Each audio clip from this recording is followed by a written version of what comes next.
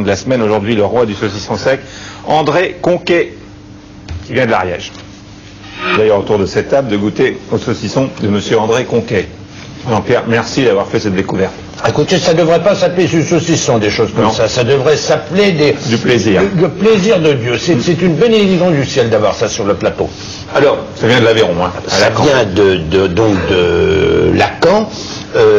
Monsieur André Conquet est le fils de Paul Conquet, il a trois frères, c'est une dynastie. Le papa a commencé dans ce petit village de 260 habitants à 1150 mètres d'altitude à faire du saucisson de façon tout à fait artisanale. Il faisait ça bon pour les gens du village, et puis petit à petit la nouvelle s'est répandue, le saucisson est bon à cet endroit-là, les enfants, enfin André et son frère, l'un vend, lui fabrique. André est le fabricant, il est dans son usine, il découpe, vous allez le voir sur le sujet. Et puis, la renommée s'est un peu emparée d'eux, enfin encore locale, parce que malheureusement, ils n'en vont pas dans les charcuteries françaises, qui paraît invraisemblable. Et voilà ce qu'on a. On a cette pure merveille. Seulement, il faut savoir que c'est pas fait n'importe comment. Ça n'a rien à voir avec l'industrie. Ça n'a rien à voir avec l'industrie. C'est de l'artisanat pur. C'est fait avec des mains, c'est fait avec du sel, du bon cochon et de l'air pur. Et de l'air pur de là-bas, et non pas de l'air pur de Livry-Gargan ou de je ne sais quelle banlieue de la région parisienne où on a l'habitude de faire sécher jambon, saucisson et autres cochonneries qu'on trouve généralement dans le commerce. Et on va voir que M. Conquet travaille aussi en famille avec son épouse. Avec son épouse, c'est son frère. Allons-y tout de suite, parce qu'il faut voir comment ça se fait, ce saucisson. Allons à Lacan.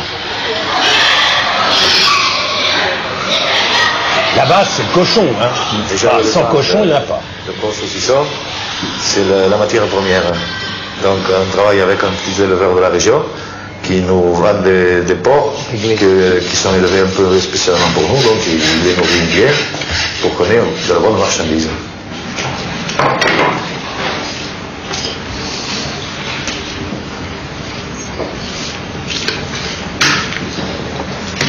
On utilise les viandes le plus fraîches possible. On emploie des morceaux nobles, c'est-à-dire jambon, épaules, poitrine, qui sont dénervés et parés au maximum.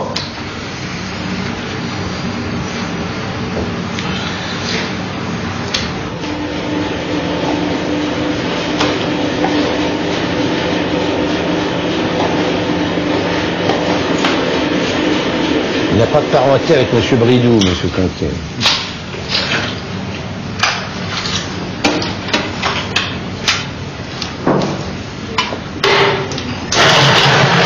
Ah, il n'y a pas de congelé, hein, je vous le dis. Ensuite, le hachage est gros, ce qui fait qu'on retrouve bien la saveur de la viande. Le malaxage pour l'assaisonnement est naturel et le poussage est tout à fait naturel aussi, il est de la main.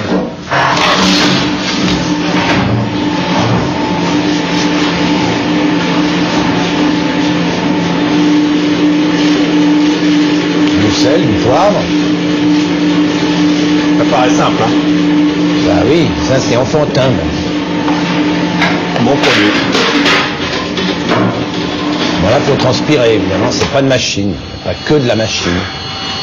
Ah, madame travaille avec vous. Hein.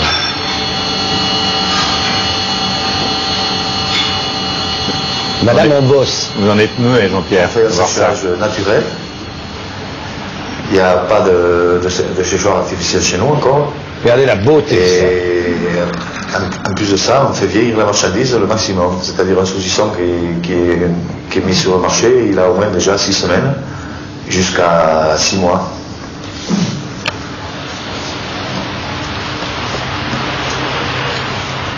Voilà, beau village. Alors comment se fait-il que il y ait autant de saucissons mauvais? Vous faites des saucissons extra. Pourquoi y en a-t-il? Parce que ça paraît simple quand on vous voit faire. C'est sûrement une histoire de prix, puis de vente et de fabrication rapide. Quand vous dites une histoire de prix, Jean-Pierre, les prix du saucisson de M. Conquet sont-ils beaucoup plus chers que ceux qui sont faits de façon industrielle? Ça vaut aux alentours de 110 francs le kilo, si vous voulez. Alors c'est sûr qu'on en trouve dans le commerce beaucoup moins cher, mais il faut savoir aussi que, M. Conquet n'utilise pas de congelé, il n'utilise que le jambon et l'épaule, qui sont les morceaux nobles du jambon. Donc ça, effectivement, c'est coûteux quand vous prenez des bas morceaux et que vous achetez de la viande congelée avec des porcs qui ont été élevés n'importe comment. Pourquoi est-ce que c'est cher et naturellement cher et logiquement cher? C'est parce que le prix de la matière première, c'est pas du porc hollandais, c'est du porc qui a été élevé là, et c'est ça qui compte. C'est la qualité du porc. Ensuite, vous avez vous hachez spécialement, non? On hache gros. On hache gros. Que des morceaux nobles. Oui. Même le gras. Même le gras, oui. Le gras, c'est de la poitrine. Hein. On n'y met pas du gras pur, si vous voulez. Vous mettez de la poitrine. Voilà. Du sel, du poivre. Du sel, du poivre. En goûtant comme ça, moi je sens. Il y a un petit goût. Une pointe d'alcool. Ah oui, il y a une pointe d'alcool. Ah. Il a un secret. Alors, qu'est-ce que c'est? C'est notre secret, bon, bien sûr. Vous voulez pas nous le dire? Ah bah si c'est un secret, on va pas vous le dire. Il y a un petit peu d'alcool. Oui, Enfin, c'est si vous un voulez. petit peu d'alcool. Vous reconnaissez qu'il y a un petit peu d'alcool. C'est traditionnel. On a quand même trouvé qu'il y avait un petit quelque chose. Bon bah, c'est son secret. Alors, nous consommateurs, à quoi on reconnaît un bon saucisson? Quel conseil vous nous donnez pour reconnaître un bon saucisson quand on est chez le charcutier ou ailleurs? Vaut mieux aller chez le charcutier d'ailleurs. C'est difficile, effectivement, à reconnaître. Bon, par exemple, la peau, est-ce que il y a des indications sur la peau? La peau, il y a des indications. Bon, on voit bien si c'est un saucisson qui est vieilli ou qui est, bon, comme celui-ci, il est jeune, mais enfin, la peau, il y a des peaux artificielles, oui. Oui. Mais c'est difficile à repérer, ça, évidemment. Vous n'utilisez pas de boyaux artificiels? Aucun, monsieur. Et alors, vous m'avez dit qu'il y avait vous ne choisissiez pas les mêmes peaux selon les saucissons que vous faites. Pourquoi? À cause du nom, mais pour certaines fabrications, pour le vieillissement, il vaut mieux des peaux épaisses. Donc, alors, par exemple, celle-là. Ça, c'est une saucisse sèche. Bon, ça, c'est le boyau à saucisse. Oui. C'est la marchandise qui est vendue rapidement, celle-là. Oui. Et ça, par exemple? Ça, c'est le gros boyau, celui qu'on appelle le culard. Alors, la peau est épaisse, ce saucisson, il peut vieillir. Et il vieillit comment et où? Il vieillit dans la cendre et naturellement. Dans le village, là-bas. Dans le village, à 1200 mètres d'altitude. Comme on l'a vu, là. Oui. Non, mais on le met dans la cendre, pour le conserver. Est-ce que vous avez besoin de clients? On a besoin de clients, oui. Et vous pouvez fournir à une plus forte distribution? Oui, oui. Ah, voilà le nom, là. Est-ce que vous expédiez à des particuliers? À des particuliers, oui, en vente par correspondance, oui. Est-ce que vous avez des points de vente, on peut en trouver de votre saucisson dans des charcuteries? Parce que là, on est en train de mettre l'eau à la bouche, mais finalement... non, très peu. Hein. On a un boucher ici sur la région parisienne, bon, qui est à Clichy. Une épicerie qui est à Longueuil. Et actuellement, c'est tout. Et dans le reste de la France, vous ne distribuez pas pour l'instant? Non. On fait que des colis, de la vente par correspondance à des particuliers. Mais est-ce qu'on peut avoir une grande distribution et continuer à faire la même qualité? Oui. Oui. Comment vous expliquez ça, alors?